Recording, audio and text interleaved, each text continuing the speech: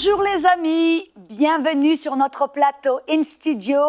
Ici, je suis Audrey Mac et nous avons partagé ensemble déjà 4 sessions. Nous sommes sur la 5e où nous parlons du Saint-Esprit. Et c'est vrai, si vous êtes là à regarder cette émission parce que vous avez une faim, une soif d'en connaître plus. Et c'est le Saint-Esprit qui peut vous amener plus haut, plus profond, plus loin, dans une autre dimension de la vie de l'Esprit. Et c'est ça, aujourd'hui, qu'on va aborder. Comment aller plus loin avec l'Esprit. L'Esprit qui veut nous aider dans la prière. C'est au travers de la prière, cette ligne de communication avec le Père, car on a vu hier que celui qui prie en autre langue ne prie pas à l'homme, mais à Dieu. Mais dans l'Esprit, il prie des mystères, des choses cachées, des secrets profonds. On a vu même hier que le Saint-Esprit, ce langage de prière n'est pas que pour ceux qui sont appelés, entre guillemets, dans le ministère. De toute façon, je vais mettre les choses au point. Nous sommes tous appelés au ministère. Le ministère, on est appelé à aller amener le royaume de Dieu partout où on va, dans tous les domaines. Et le Saint-Esprit veut nous amener et nous aider à amener le royaume de Dieu là où vous travaillez, là où vous allez faire les commissions, là dans les écoles ou dans les universités et partout. Et c'est le Saint-Esprit qui va nous aider. Et ça, on peut le faire et on va pouvoir devenir plus puissant quand on apprend à coopérer avec le Saint-Esprit, qui est le consolateur, l'Esprit de vérité. On a vu en prière, dans l'intercession, que des fois, il va nous réveiller, il va nous interpeller pour prier pour une situation spécifique dont laquelle on n'est peut-être même pas au courant, voyez. La vérité, c'est que peut-être, il va voir quelque chose qui se passe là en Chine, ou au Moyen-Orient, ou peu importe, ou peut-être chez votre voisin. Et il sait ce qui se passe et il sait que quelqu'un doit prier pour que la situation change, pour que cette personne soit sauvée ou épargnée de la mort, ou bref. Et il peut vous utiliser.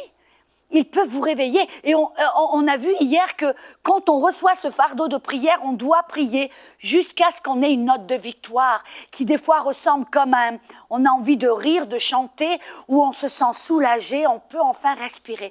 À ce moment-là, on sait qu'on a prié dans l'esprit et on a prié la volonté parfaite jusqu'à la victoire. Quelle bonne nouvelle! Et vous savez, je vais vous dire la vérité. Si nous sommes prêts et disposés à être des vaisseaux, des vases d'honneur et permettre au Saint-Esprit de prier au travers de nous pour des situations, pour des gens qu'on ne connaît même pas. Vous savez que c'est beau, parce qu'on va aller au ciel et je suis persuadée qu'il y en a qui vont venir vers vous et qui peut-être que vous vous dites, mais moi je suis une petite maman, une petite grand-maman, moi je fais que prier. Oh, attendez, que prier? Au travers de la prière, vous pouvez changer les choses dans le monde. Et vous allez être allé au ciel, et puis il y a des gens qui vont venir vers vous en disant, Madame, je veux vous remercier. Vous allez lui dire, mais je vous connais pas, on s'est jamais rencontrés. Il va dire, non, moi je sais, vous avez prié pendant la nuit, tel jour, à tel moment, c'était pour moi que vous priez, parce que j'étais sur le point de me tuer, de me suicider, et puis tout d'un coup, Dieu m'a parlé, j'ai eu quelque chose qui s'est passé où je me suis pas tuée, puis j'ai accepté le Seigneur, parce que quelqu'un, quelque part, a choisi de prier, d'intercéder, d'une manière non égoïste, parce que vous avez prié pour quelqu'un d'autre.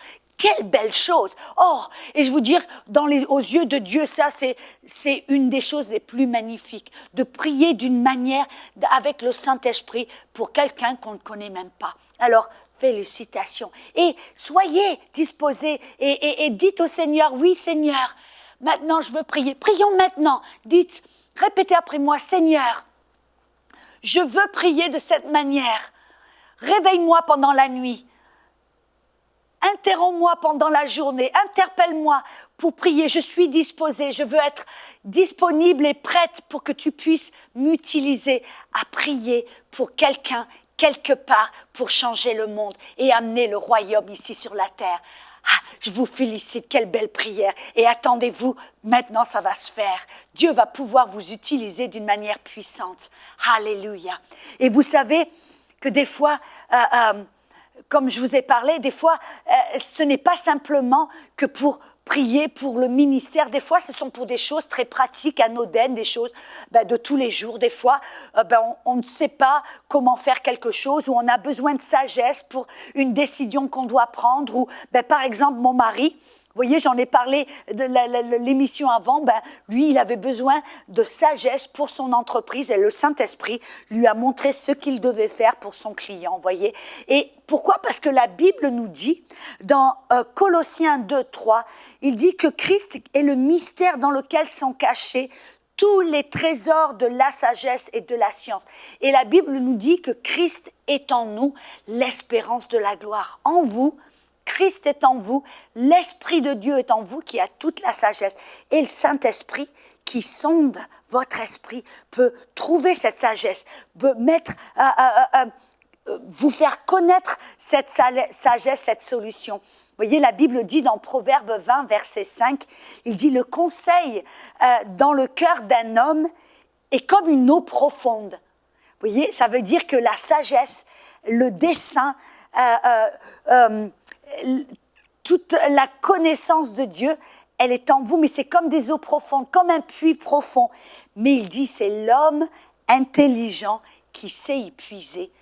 Et vous et moi, voyez, si vous êtes près d'un puits et que vous avez soif, vous avez besoin d'eau, vous avez besoin d'un quelque chose pour puiser cette eau parce qu'elle est profonde.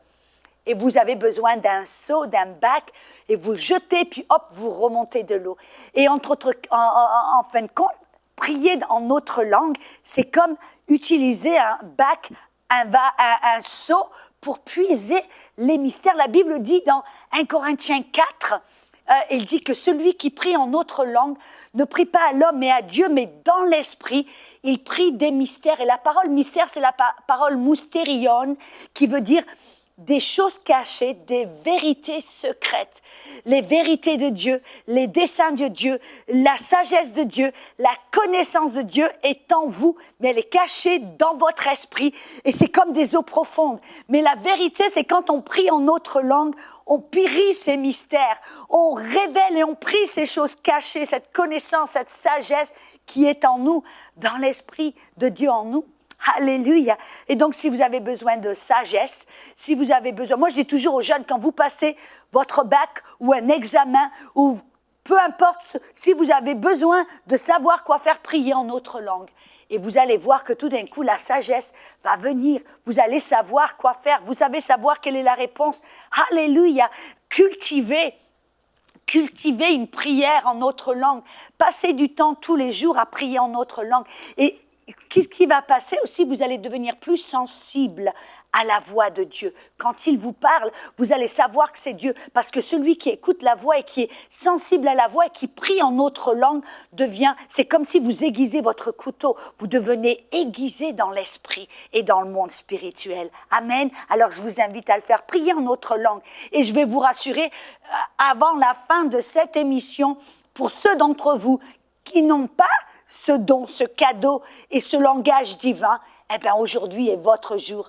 Amen. Vous allez recevoir, vous allez voir, c'est tellement simple et tellement facile. Amen. Alors restez jusqu'au bout de l'émission, on va prier ensemble. Mais là, je veux aller un petit peu plus loin.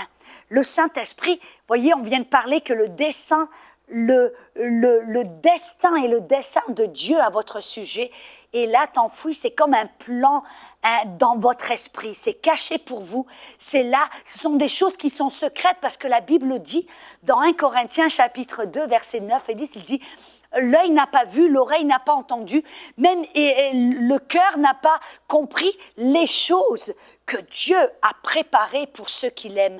Mais ces choses, elles sont là dans votre esprit. Et nous n'avons pas reçu l'esprit du monde, mais nous avons reçu l'esprit de Dieu afin que nous sachions et connaissions ces choses préparées pour nous.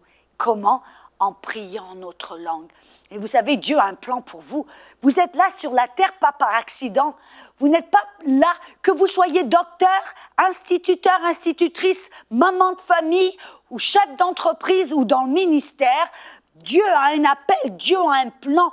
Mais ce plan, je vais vous dire la vérité, il y a un ennemi qui est là prêts à vous mettre des bâtons dans les roues, à vous mettre des obstacles, à vous confondre et vous mettre dans la confusion pour vous empêcher d'accomplir ce plan.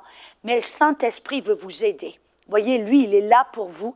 Il est la meilleure cheerleader. Il est là pour vous aider à accomplir ce dessein et ce plan. Et même à vous révéler ce plan. Comment est-ce qu'on va le faire? En priant en notre langue. Voyez, j'ai découvert dans mon ministère et dans ma vie, en passant du temps à prier en autre langue, non seulement je deviens plus sensible à la voix de Dieu, je deviens plus sensible à ce que Dieu veut faire dans mon ministère, mais aussi dans la vie de tous les jours. Des fois, les choses, c'est comme si c'est devenu beaucoup plus facile. Vous voyez, c'est comme si tout d'un coup, je suis au bon endroit, au bon moment, et je rencontre la bonne personne. Tout d'un coup, j'ai remarqué que dans mon ministère, les rendez-vous divins et les connexions divines se font beaucoup plus faciles. Vous voyez, c'est ça. Même il y a pas longtemps, il y a une dame, je l'ai encouragée, elle avait besoin d'un boulot. Elle nous a envoyé une requête de prière. Notre équipe a prié pour elle et l'a encouragée à prier en langue et à rechercher la volonté de Dieu. Et puis, elle a passé du temps à prier en langue. Et puis, un jour, tout d'un coup, elle a su à l'intérieur qu'elle devait se trouver à tel endroit pour donner, ce jour-là, ce moment-là, dans cette rue, pour mettre son curriculum, pour donner ses coordonnées. Et ce jour-là, la personne qui l'a rencontrée lui a dit, vous venez au bon moment, vous venez à pic, l'emploi vient de s'ouvrir, madame, on vient de lire votre curriculum, je pense que vous êtes la bonne personne. Et là, parce qu'elle avait prié en langue, qu'elle avait écouté l'Esprit de Dieu, elle était au bon endroit, au bon moment, et pof, voilà, elle a reçu son boulot. Vous voyez, c'est comme ça, on peut, en priant notre langue, arriver à enlever les obstacles, enlever les interruptions et puis arriver à être au bon moment et faire la bonne chose. Vous voyez, moi j'ai eu cette image un jour. Dieu me parle beaucoup en images. Et puis mon mari et moi, on se préparait à aller dans la jungle, dans l'Amérique du Sud. Et puis moi, j'avais cette image très romantique d'Indiana Jones. Je ne sais pas si vous avez regardé ces films d'Indiana Jones. Il a le chapeau en cuir, il a le lasso, et puis il va dans les jungles, il fait tout un tas de trucs. Et puis c'est un peu l'image que j'avais. J'avais l'impression qu'on allait aller sur le côté de la jungle et qu'on devrait utiliser comme des machettes, vous voyez, des grands couteaux aiguisés, comme un peu voyez ce que je veux dire, bref. Et voyez cette machette, et puis j'imaginais que moi et mon équipe, il y avait une équipe d'à peu près une vingtaine de personnes, on allait aller au travers de la jungle et puis couper les roseaux, couper les lianes, Mais vous savez, on savait que ça prendrait des efforts, du temps, et puis ça arriverait pas très très vite. Mais quand je suis arrivée aux côtés de la jungle, j'étais tellement surprise de voir un bulldozer, un gros camion bulldozer, aux côtés de la jungle, et en moins de Dieu, ils avaient ouvert la voie, enlevé tous les arbres qui étaient au milieu, enlevé les lianes, ils avaient ouvert un passage là, afin que nous puissions aller dans la jungle pour parler à toute une tribu et faire le ministère. Et là, le Seigneur, il m'a montré cette image, et il m'a dit, tu sais Audrey, c'est comme quand tu pries en langue. Quand tu passes du temps à prier en autre langue, c'est comme si dans l'esprit, Dieu, il utilise un bulldozer spirituel. Il enlève ces obstacles. Il sait ce qui va se passer dans le futur.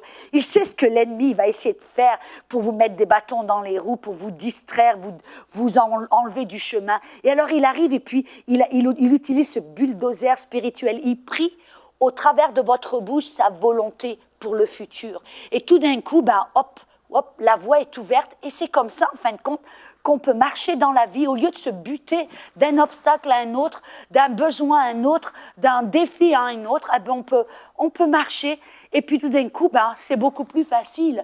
Il y a la solution qui est là, il y a la provision qui est là, on rencontre la bonne personne au bon endroit, au bon moment, et on arrive à être au bon endroit et à être là dans la volonté de Dieu. Et c'est ça qu'on veut, n'est-ce pas? Alléluia! être dans la volonté de Dieu. Vous savez, moi, j'ai cet exemple, je le raconte souvent, mais je vais le dire encore parce que ça illustre très bien. Pendant tout un été, vous voyez, c'est pas quelque chose qu'on fait d'une manière légalistique. On n'entre pas dans les œuvres et dans les efforts. Ce n'est pas de ça que je parle. Je parle d'être dans la grâce de Dieu et d'être dans le rythme de grâce où on est à l'écoute du Saint-Esprit. Car lui, des fois, il va vous attirer dans ces moments et ces saisons de prière intensive où tout d'un coup, peut-être, vous allez sentir avoir un besoin de prier, et puis c'est le Saint-Esprit qui sait ce qui est au coin de la rue. Il sait que vous êtes sur le point d'être dans une transition ou d'aller dans un niveau au-dessus, ou peut-être il sait qu'il y a des défis qui vont être là en face de vous. Donc, il vous appelle à vous séparer, à vous retirer de toute l'activité, de tout le bruit, de tout ce que vous êtes, de vous séparer pendant un moment, une saison. Combien de temps, je ne sais pas, c'est lui qui décide, mais de vous séparer. Et la plupart du temps, on ne sait pas quoi prier, mais on peut prier en langue, vous voyez. Et il sait ce dont vous avez besoin. Et s'il vous attire, je me rappelle, c'était l'été en 1998, j'ai ressenti ce désir de prier, de me séparer pour la prière. Et je savais que c'est ce que je devais faire. Et puis, on m'invitait à aller manger au resto, j'en avais pas vraiment envie. On m'invitait à aller voir un film au ciné, j'en avais pas vraiment envie. C'était la grâce de Dieu, n'est-ce pas, comme Moïse a eu la grâce de jeûner pendant 40 jours. Mais moi, j'avais la grâce, cette grâce de prier pendant tout un été, pendant 2 mois. Tous les jours, j'ai prié très longtemps, des heures et des heures.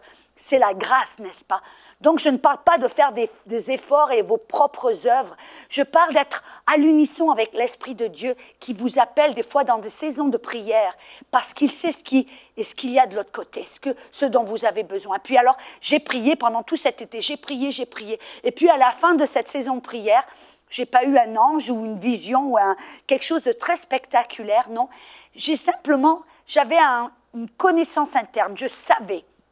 Comme je dis toujours, je savais que je devais aller en Floride. J'y avais pas vraiment pensé, la Floride n'était pas sur mon radar, c'est pas quelque chose dans laquelle j'aspirais à aller, je n'avais pas trop envie, mais tout d'un coup, je savais, je dois aller en Floride. Bref, je vais raccourcir mon petite histoire, j'ai pris un billet d'avion, j'ai atterri en Floride, je suis allée visiter une amie, et puis, alors que je suis arrivée en Floride, 2 jours plus tard, j'étais invitée par hasard à aller prêcher pour un groupe de jeunes. J'y suis allée, c'était dans une autre ville, à Tampa, j'y suis allée, puis là, par hasard, j'ai appris qu'une amie et moi étaient là, dans la ville, pour visiter sa mère, et puis pour faire une petite fête pour ses jumeaux qu'elle venait d'avoir. Alors j'ai dit, oh ben belle, c'est bien, je vais en profiter pour aller la voir. Je ne l'ai pas vue depuis des années, et puis alors, je suis allée la voir, et vous savez, ce jour-là, et c'était le jour de mon anniversaire et Dieu me fait des belles surprises le jour de mon anniversaire. Ce jour-là, vous savez, j'étais au bon endroit, au bon moment. Là, en Floride, c'est là que j'ai rencontré mon mari. Est-ce une coïncidence? Ah, je ne crois pas. C'était parce que le Saint-Esprit savait que je devais être là, ce jour-là, ce moment-là. C'est lui qui a orchestré, en fin de compte, c'était une orchestration divine. C'est lui qui m'a attirée à prier de façon que j'ouvre la voie et que je sois là où il voulait que je sois au bon moment, au bon endroit pour rencontrer la personne clé, mon mari. Et je rends grâce au Seigneur. Alléluia. Voyez, pour vous, la même chose. S'il vous appelle à prier, allez, faites-le, parce qu'il sait ce dont vous avez besoin et puis il va prier au travers de vous sa volonté parfaite afin que vous soyez dans des rendez-vous divins, des connexions divines et puis accomplir la volonté de Dieu. C'est trop magnifique. Vous n'aimez pas le Saint-Esprit? Il est super, n'est-ce pas?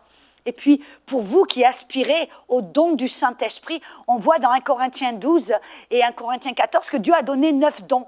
La parole de connaissance, la parole de sagesse, la parole de prophétie, le parler en langue, l'interprétation, le discernement des esprits, les dons de guérison, l'opération des miracles et l'esprit, le don de foi, d'une foi très spéciale que Dieu vous donne pour un moment donné.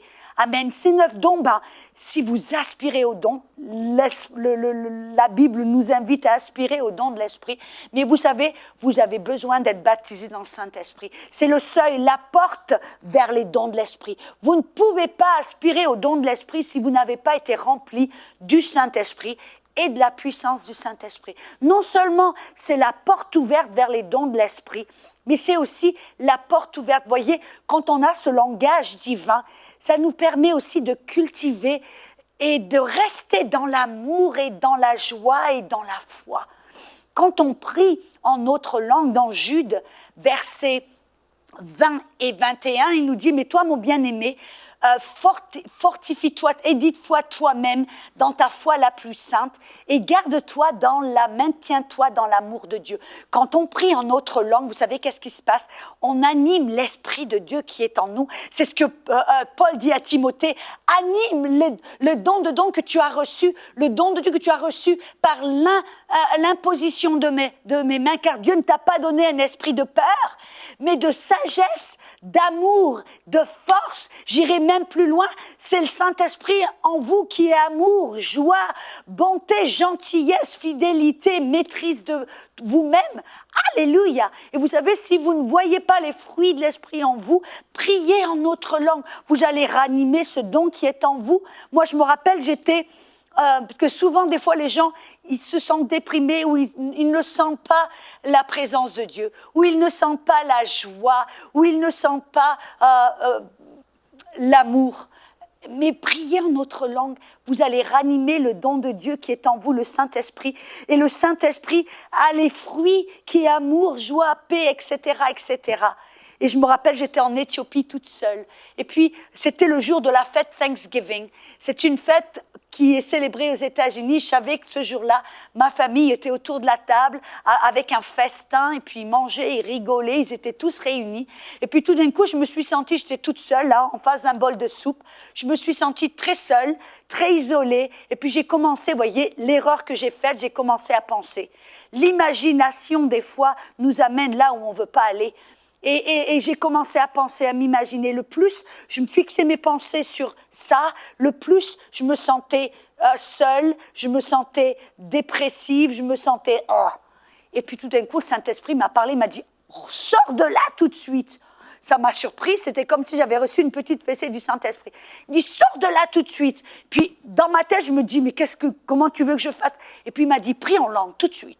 Et c'est ce que j'ai fait. Je suis sortie de mon... Puis j'ai commencé à prier en langue. J'ai commencé je me suis levée, j'ai prié en langue, j'ai prié en langue.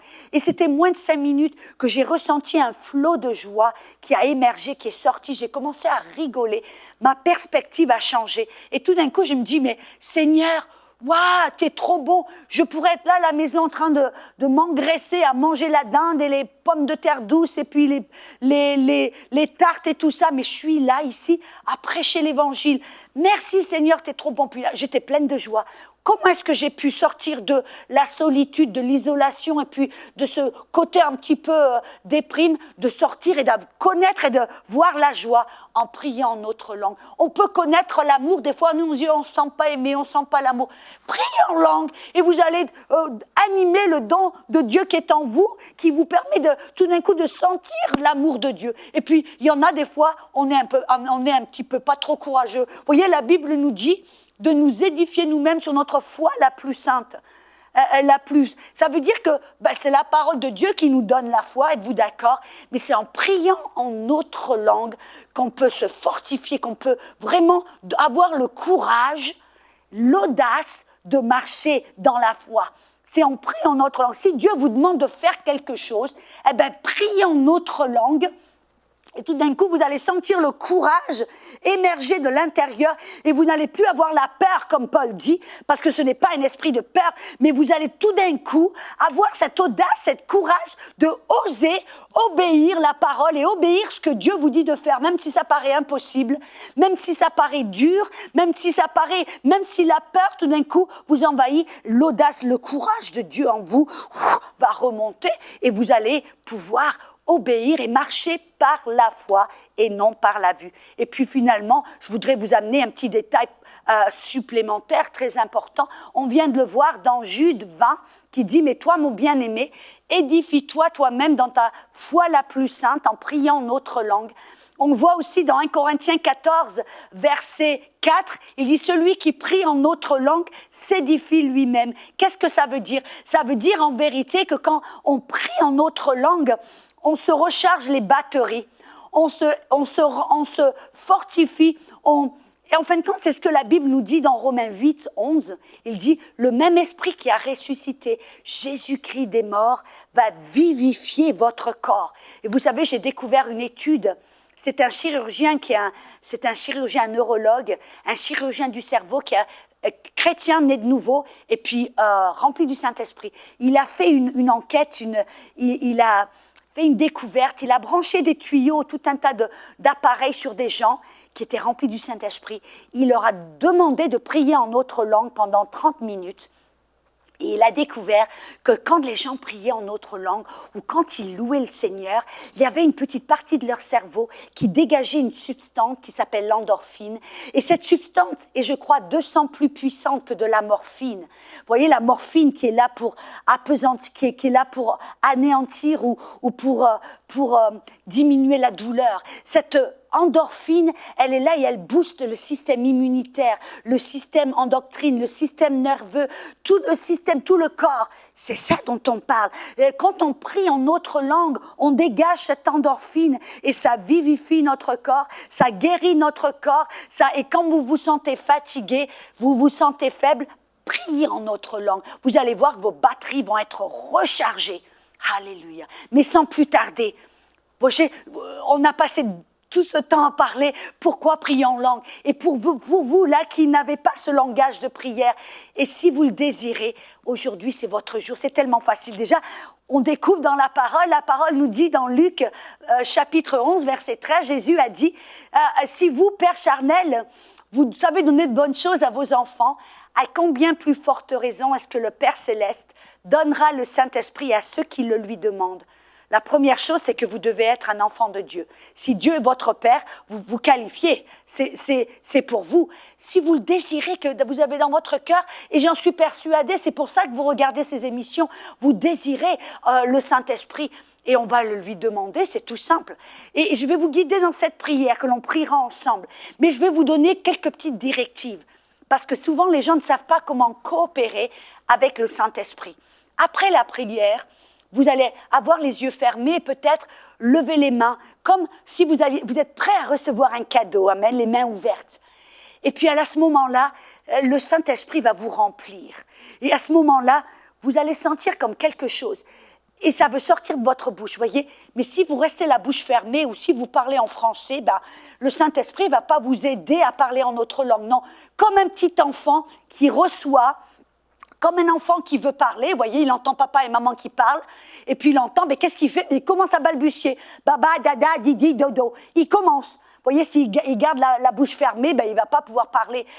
Et puis alors, il commence à balbutier. On doit faire la même chose. C'est un pas de foi.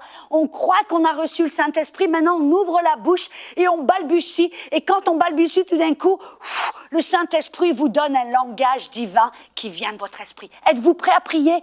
Répétez après moi. Père Céleste, remplis-moi de son Saint-Esprit. Je crois, parce que je te demande, je reçois. Je vais ouvrir ma bouche et prier en autre langue.